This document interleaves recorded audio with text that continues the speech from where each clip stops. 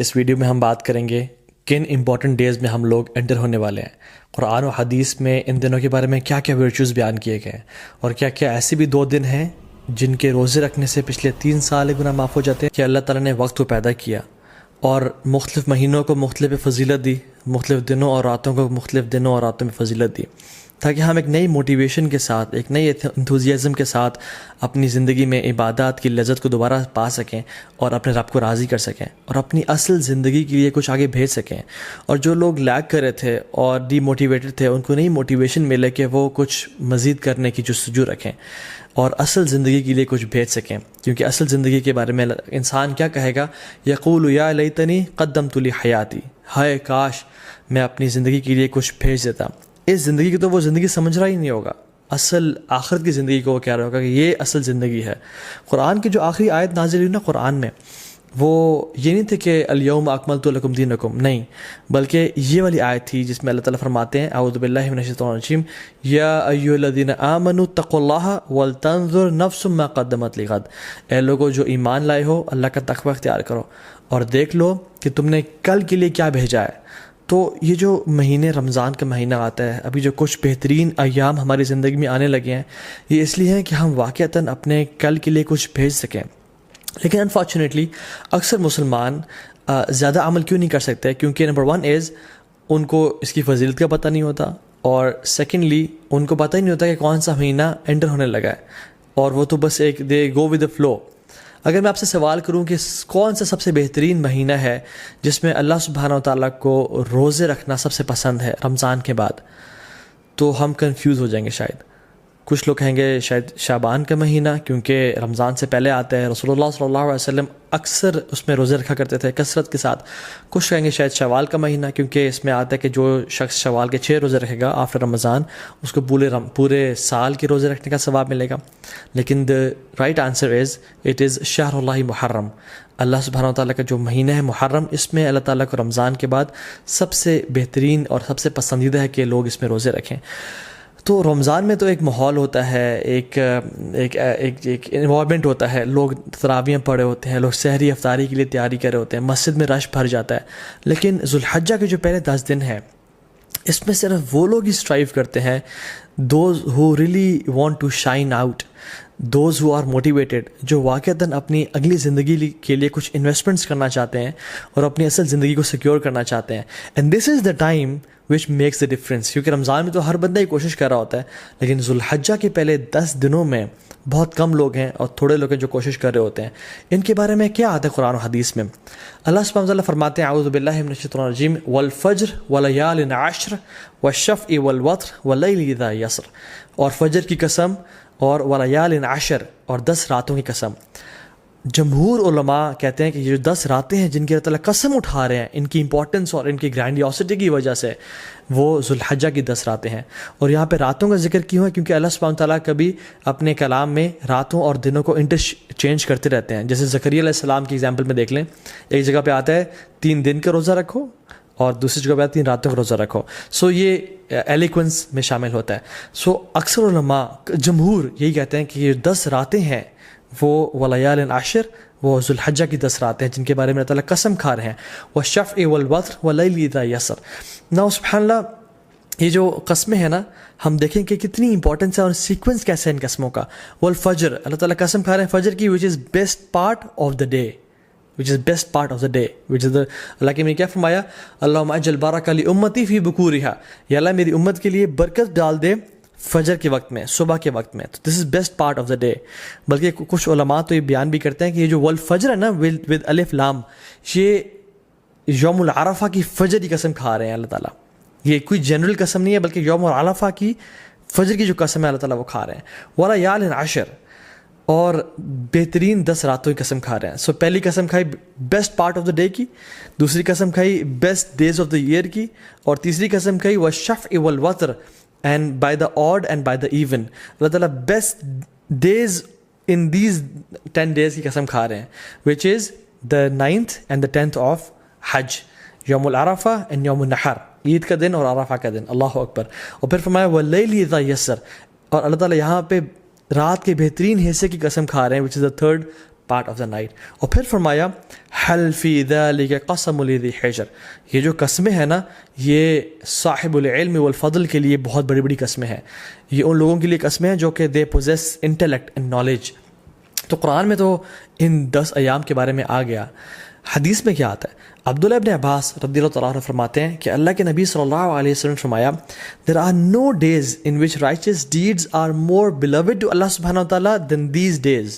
اللہ اکبر. تو صحابہ were surprised. انہوں نے کہا یا رسول اللہ والجہاد فی سبیل اللہ، کیا اللہ کے راستے میں جہاد بھی؟ انہوں نے کہا ہاں، اللہ کے راستے میں جہاد کرنے سے بھی افضل یہ ان 10 دنوں میں کیے جانے والے اعمال ہیں. اب صحابہ نے جہاد کے بارے میں کیوں پوچھا؟ کیونکہ جہاد فی سبیل اللہ، اللہ اکبر، یہ اسلام کی چوٹی ہے. اٹ از یہ اسلام کی سربلندی ہے، اور اتنے فضائل ہیں مجاہد کے لیے کہ ہم امیجن نہیں کر سکتے. آج اب اگر اس پر بات کرنے لگیں تو ہماری راتیں گزر جائیں.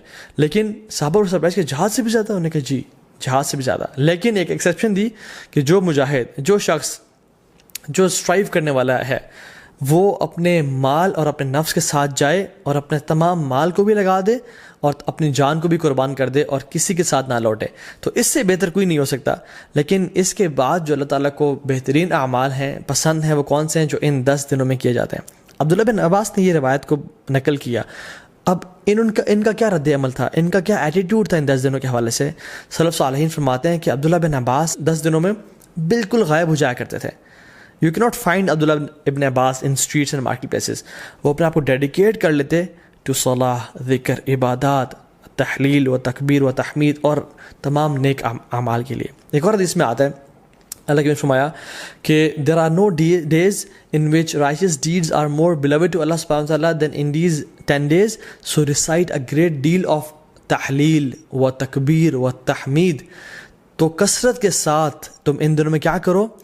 تحلیل لا الہ الا اللہ پڑھو، و تکبیر اللہ اکبر پڑھو، و تحمید الحمدللہ پڑھو، اینڈ آف کورس سبحان اللہ ایز ویل. تو کثرت کے ساتھ ان کا ذکر کرو.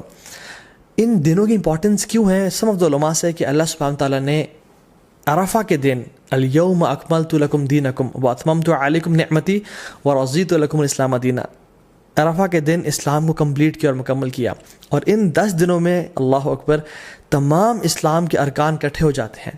التوحید، شہادتین، لا الہ الا اللہ محمد رسول اللہ، جو شخص پڑھنا چاہے پڑھے، اور لبیک اللہم لبیک لبیک لا شریک لک لبیک. انسان اللہ کی توحید کا اقرار کر رہا ہوتا ہے، نمازیں پڑھ رہا ہوتا ہے، حج کر رہا ہوتا ہے. انسان چاہے تو زکوٰۃ دے سکتا ہے ان مہینوں میں اور روزے رکھ سکتا ہے. تو تمام ارکان اسلام ان 10 دنوں میں اکٹھے کر لیے جاتے ہیں. ناؤ فاسٹنگ 2 days، کون سے 2 ایام ہیں جن کا اگر انسان روزہ رکھے تو 3 سال کے گناہ معاف ہو جاتے ہیں. Yes you heard me right, 3 سال کے گناہ معاف ہو سکتے ہیں اگر ہم 2 دن کا روزہ رکھیں. حدیث میں کیا آتا ہے؟ رسول اللہ صلی اللہ علیہ وسلم فرمایا کہ جو شخص عرفہ کے دن کا روزہ رکھتا ہے اللہ سبحانہ تعالیٰ اس کے پچھلے سال کے اور اگلے آنے والے سال کے تمام گناہ معاف کر دیتے ہیں. کچھ علماء نے کہا کہ یہ صغیرہ گناہوں کی بات ہو رہی ہے، لیکن سٹل تمام گناہ معاف ہونے کی بات ہو رہی ہے.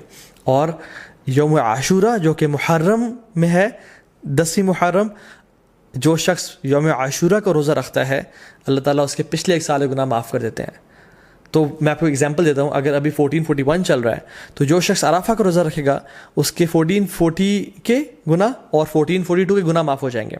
اور جو شخص بالکل اگلے مہینے محرم کے مہینے یوم عاشورہ کا روزہ رکھے گا ود 9th ایز ویل، تو اس کے 1441 کے بھی گناہ معاف ہو جائیں گے. تو 1440، 1441 اینڈ 1442 3 سال کے صغیرہ گناہ اللہ تعالیٰ معاف کر دیتے ہیں. And how amazing is that. اللہ تعالیٰ بہانے دے رہے ہیں ہم لوگوں کو اپنے گناہ معاف کروانے کے لیے، لیکن ہم میں سے ہے کوئی جو آگے بڑھ کے ان اپرچونیٹیز کو گراب کر لے اور اپنے رب کو واقعی میں راضی کر لے.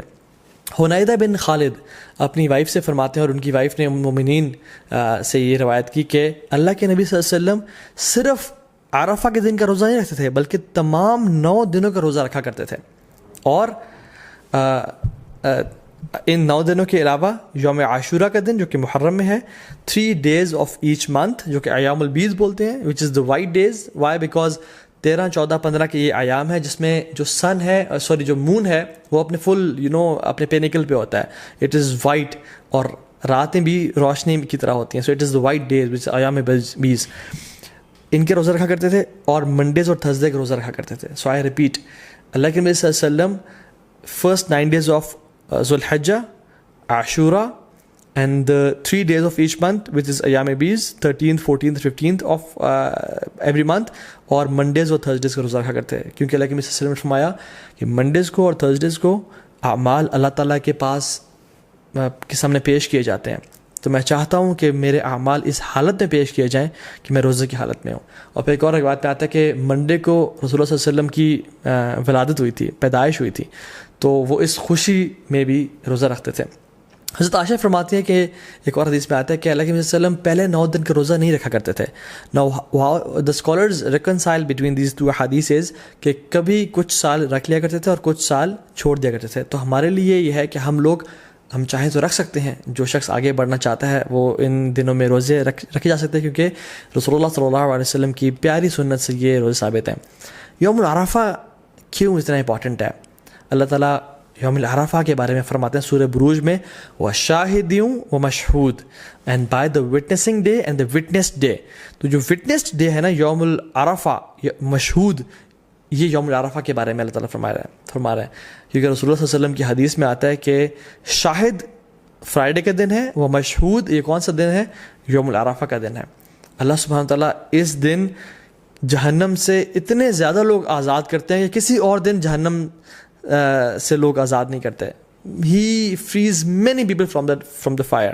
اور اللہ تعالیٰ قریب آتے ہیں اور اپنی پرائڈ ایکسپریس کرتے ہیں. He expresses his pride over angels, اور پھر پوچھتے ہیں کہ یہ لوگ میرے بندے کیا چاہتے ہیں. اور کچھ اور روایت میں بھی آتا ہے کہ یہ جو میرے بندے ہیں، یہ جو ڈسیبلڈ اور یہ مٹی سے آلودہ ہوئے ہوئے بندے ہیں، عاجزی اور ان کی ساری کی نشانی ہے ان کی، یہ کیا چاہتے ہیں مجھ سے. اور اللہ تعالیٰ ان پہ فخر کرتے ہیں اور اپنے بندوں کو جہنم کی آگ سے آزاد کرتے ہیں. نو ویری بریفلی، ہم ان 10 دنوں میں کون سے ایسے اعمال کر سکتے ہیں جن کی وجہ سے ہم باقی لوگوں سے آگے نکل سکتے ہیں؟ امام حسن البصری رحمہ اللہ فرماتے ہیں کہ سب سے پہلی چیز تو ڈونٹ نیگلیکٹ یور آبلیگیشنز. اپنے فرائض کو بالکل نہ چھوڑیں.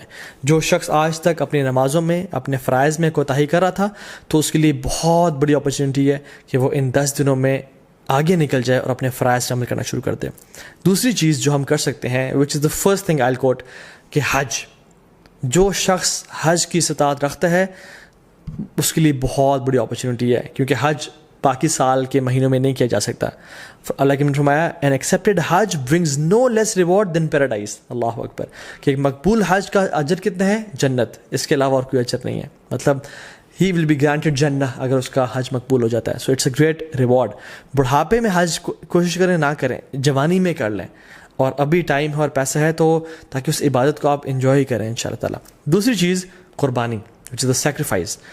یہ سنت ابراہیمی بھی ہے، اللہ کے نبی صلی اللہ علیہ وسلم کیا کرتے تھے، تو اس کا خاص اہتمام کریں.